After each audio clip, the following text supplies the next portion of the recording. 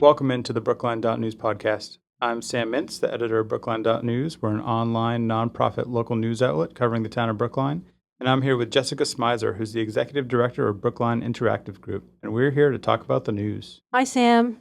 Hey, Jessica, how's it going? Good. It seems like we're only recording on very hot days, so it's another one. This time, we have a nice new setup in the podcast studio, too, so I encourage anybody to come on down and take a look at it. It's fancy. It's some high-tech equipment. It's a lot of fun. Yeah. All right, so let's get going. Trash piles up at some Brookline businesses and apartment buildings after 2 weeks of Republic Services strike. Dumpsters outside some of Brookline's restaurants and apartment complexes are piling high with trash as contract talks between waste management company Republic Services and its workers drag on. So what's the update on this one? The smelly story, for sure. This is about a company called Republic Services, whose workers are currently striking, and it's really impacting a number of towns and cities around the Boston area and even sort of other parts of the country. It's a union that's represented by the Teamsters. It's sort of a long-standing fight over wages and benefits. So Brookline's municipal trash collection is done by another company called Casella. What's at issue here are about 160 commercial customers in Brookline, things like restaurants, other commercial establishments, and then larger apartment buildings who've hired Republic to come pick up their trash. And Republic has not been picking up their trash for the most part because it has its workers striking, and so trash is piling up at many of these places. Well, I just noticed also the Globe reported yesterday as trash workers enter their fourth week of a strike, Boston Mayor Michelle Wu said the city will begin fining waste management company Republic Services for failing to pick up trash. So it'll be interesting to see if Brookline decides to do something similar. Yeah, as of today, July 24th, when we're taping this, Brookline has not said anything similar. In fact, Brookline has said basically that these customers of Republic still have the same responsibility to dispose of their trash as they did before the strike. And so, it'll be interesting to see if there's any violations. I know that some companies, restaurants are hiring backup haulers to come get rid of their trash, et cetera. But there's also various lawsuits jumping around, including one building that's, apartment complex that's suing Republic. And it's just a bit of a mess, no pun intended. I think the pun was intended, and it was good. Okay, well, let's move on to our next story we're going to talk about. Are the bus lanes near Brookline Village working? Town and MBTA say they need 6 more months to find out. So this is a big one. Lots of people talking about this one. What do we know about the bus lanes? So these bus lanes have been controversial for a long time. They've been sort of in the works for years, I believe, dating back as far as 2020 or even further. The idea is that they're intended to go through this sort of key stretch of Route 9 right near Brookline Village between Station Street and the border with Boston. Everyone probably knows this intersection well as a part of Brookline. And it's really been a bottleneck for several key MBTA buses that go through here, among them the 66, which is one of the most popular routes on the T. And so this project was designed to set up these lanes that buses have basically priority on big stretches of this intersection to speed up buses. And, I think the town and T acknowledged it would probably slow down drivers to some extent. What's happening now is that basically a year into this project, they're saying, well, a key part of this project only started working a month or two ago, so we need to extend it. And the key part is this transit signal priority, sort of a set of technology that the T has that actually changes the timing of lights when buses are coming or going to help them get through quicker. And so the town and the T say, we need to keep trying this. That just came online, so we don't have the best results about just how quickly we can get buses through here yet, so let's keep going for 6 more months. Well, my personal experience of the 66 bus, so as you know, and I think I've mentioned, before I moved to Brookline, I lived in Cambridge, but I started working here at Brookline Interactive Group before I moved to Brookline. I live here in Brookline now. So I tried many different ways of commuting from Cambridge to Brookline. It was never easy. But one of the ways I tried was the 66 bus. And it is a very popular route, and it goes through a really diverse set of neighborhoods, and many people really depend on it. And, it was always a problem of, you'd wait for 30 minutes for the bus, and then 3 of them would come. And I, feel like the bus lanes are one way of mitigating that.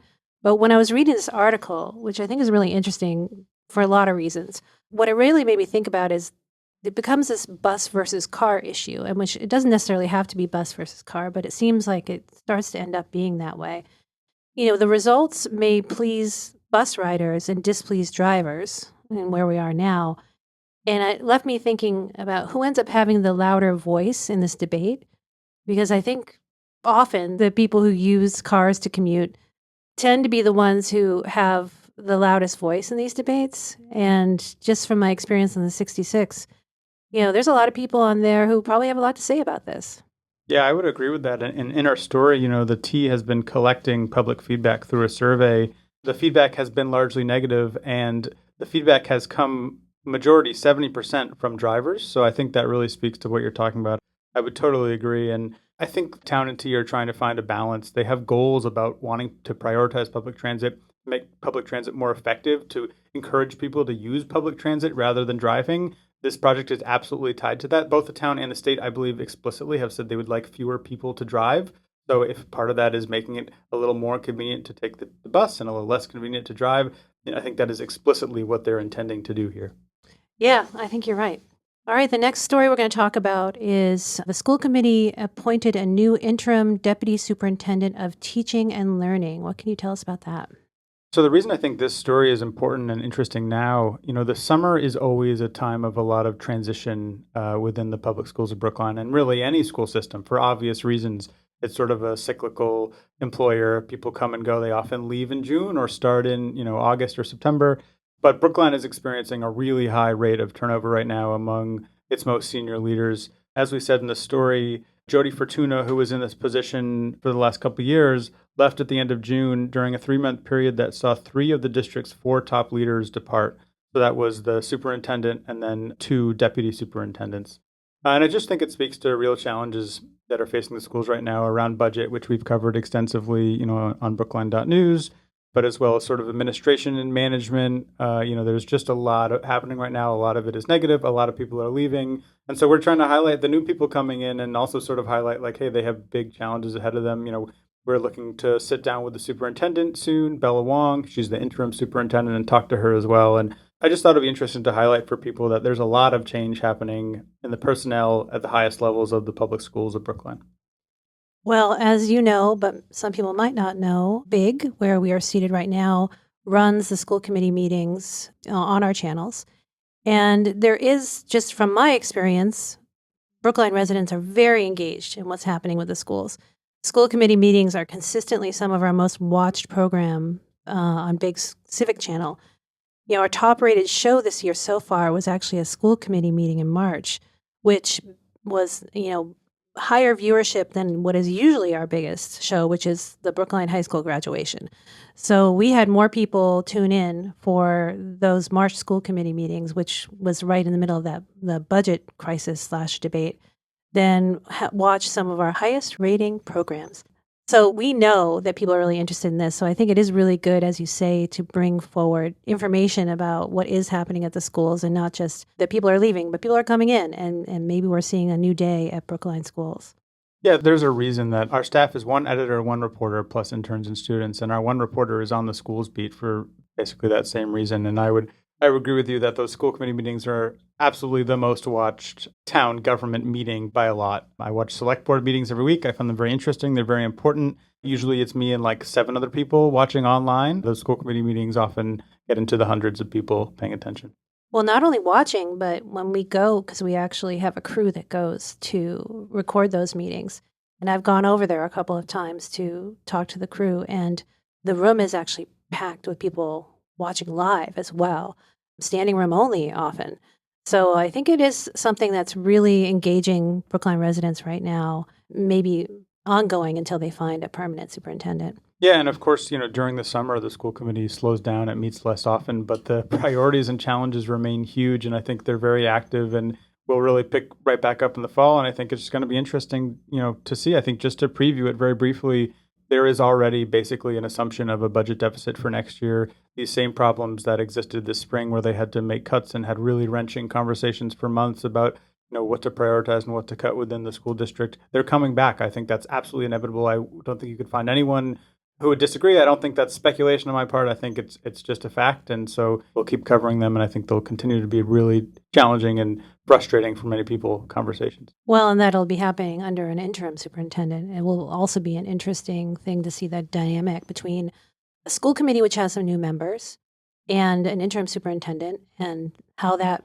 plays out, I think will be really good television, actually. I would agree. I was going to say must see TV on big, not to promote you guys too much. Yeah, no, please don't. We love it. We love to be promoted. All right. Well, I think that's all we were going to talk about today. I actually had one more story I wanted to mention, which was this buy nothing. Oh, right. Buy nothing Facebook groups. Yes. It's just a really fun story from our intern Celeste Alcalay, who wrote about these actually two separate neighborhood regional Facebook groups for people who are trying to sort of reduce waste. It goes back to our trash theme that started the episode. Reduce waste and give things away and save money. It's a really fun story. There's a lot of incredible details, but my favorite part is how there used to be one buy nothing group for Brookline, but it got so big that someone somewhere decided that it was required to split it into two groups. And they spent literally 3 months deciding the boundaries of the South and North Brookline groups and ended up splitting Washington Square, I believe, in two. It's just such a funny little piece of internet culture. Well, and it is very relevant given that we started with an overabundance of waste and we're talking about ways to reuse and reduce and recycle. I'd forgotten about the fact that we were going to talk about this, but I actually do remember there was a quote in there. I wish we had some way of measuring how much has not been thrown into Brookline trash, said, I think her name is Madeline Fine. Yes, Madeline Fine, who is a retired art teacher and Brookline native and part of this group. And she said that would be tons and tons. I mean, obviously, it's unscientific, perhaps, but I do think it's an interesting point to think about how to measure the amount of waste that ends up not going into landfill from these buy nothing groups. Not only that, but also it seems like it builds community, which is a cool thing. Yeah, so that brings us full circle on this episode from trash that's not getting picked up to trash that's not becoming trash at all. That is a great place to end, Sam. Very poetic. That's why you're the writer. Thanks, everybody, for listening. And just a reminder to visit us at www.brookline.news to get the latest news and sign up for our free newsletter.